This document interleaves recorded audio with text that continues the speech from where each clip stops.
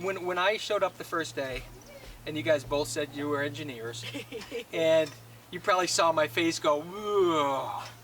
And that was strike. Where's the door? Yeah. Where's the door? Well, I have a strike 3 system, and that was strike number 1, no doubt about it. I can't disagree. That was. I'm very engineer-like, but have done everything I can to not be. You know, my dad was an engineer. I started my college career thinking I was going to be an engineer, and love engineers. But I also have known a lot of engineers that are very short-sighted.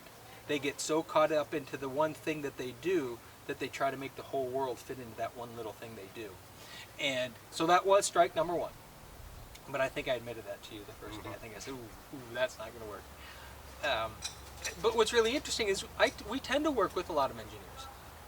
But it's the right engineers. It's the weird ones. It's the ones that get it, that understand that that's what they do, but that's not how they have to live all the time necessarily. So having said that, I left that first meeting and I called Sandy, which I do, because her first question all the time is, so how were they? What happened? You know, how was it? And I said I loved you guys. I said that you're my kind of people.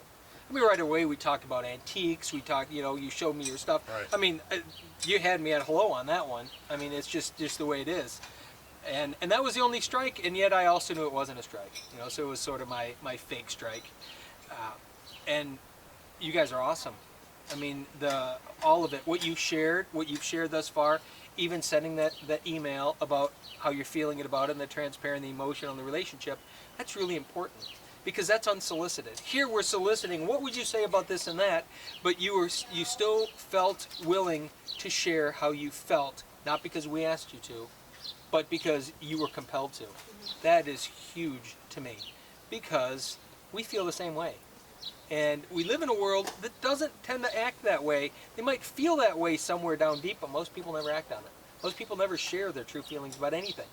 They live in this fake world of what they think they're supposed to be, versus just being who they are. And that net result, that very first meeting, I was in love with you guys, and I had even told her, we need to try to figure out how to make this work. And then especially when I came back the second time and you weren't, you know, you're not sure it was going to happen, I got on the phone with her and said, we need to figure out how to make this happen, because you are the people for me. So there was no question about that.